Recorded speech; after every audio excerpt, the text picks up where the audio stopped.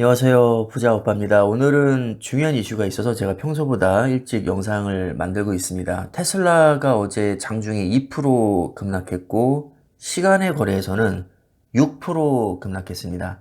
아시다시피 실적 발표가 있었는데 순이익은 약 3조 3,400억 정도로 작년 동기 대비해서 24% 줄었고요. 매출은 약 31조 42억 원으로 오히려 전년 동기 대비 24%가 늘었습니다.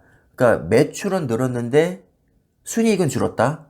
이게 사실 기업 입장에서는 썩 좋은 상황이 아니죠. 전보다 오히려 많이 팔았는데 남는 건 없다. 어떻게 보면 장사를 좀 못했다고 할 수 있는데 사실 저는 그렇게 악재라고 생각하지 않거든요. 왜냐하면 지금 테슬라가 다른 전기차 기업에 비해서 마진율이 워낙에 좋기 때문에 공격적으로 가격 인하 정책을 펼치고 있거든요.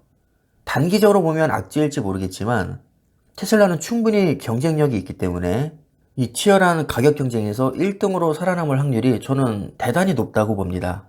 지금 어떻게 보면 테슬라가 치킨 게임을 걸고 있는 건데 다른 전기차 업체들은 지금 테슬라 때문에 뭐 전기차를 손해보면서 팔고 있다 이런 얘기까지 나오고 있습니다.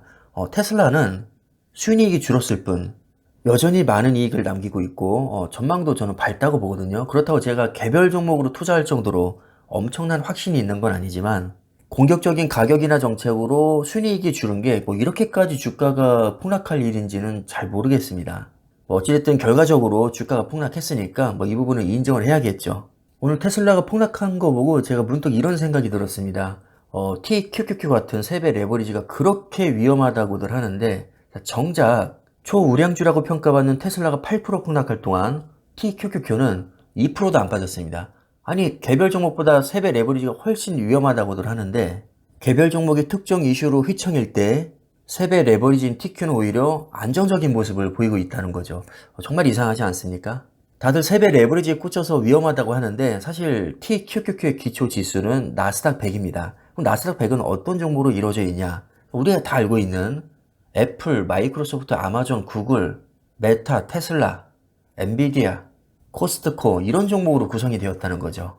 특히 애플과 마소, 구글, 아마존 이런 종목들의 비중이 굉장히 높은데 테슬라가 아무리 폭락했다고 해도 테슬라 혼자서 나스닥 100에 미치는 영향력은 그렇게 크지 않습니다. 정규장에서 오히려 애플은 0.7% 올랐고 아마존은 2% 올랐고요. 마소는 거의 보합 0.03% 올랐습니다. 자, 그리고 구글은 0.3% 하락했고 메타는 1%.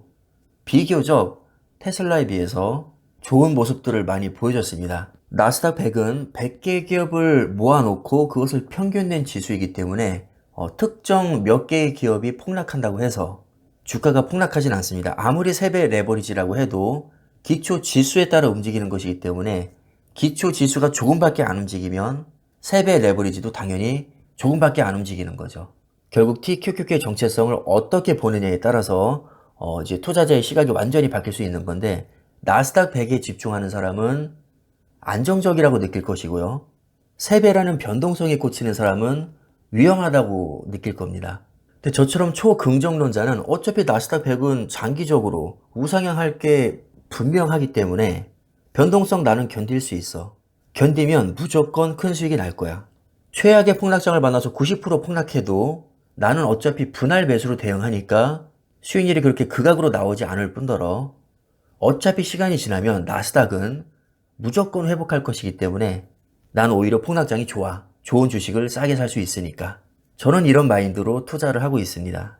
자, 실제로 최근 6개월간의 수익률을 봐도 반도체 3배짜리 SOXL은 102%, 나스닥 100 3배짜리 TQQQ는 40%, 같은 기간 그렇게 우량하다는 마이크로소프트 22%밖에 못 올랐고요. 구글은 4%, 아마존은 오히려 마이너스 9%, 테슬라는 마이너스 18% 하락했습니다.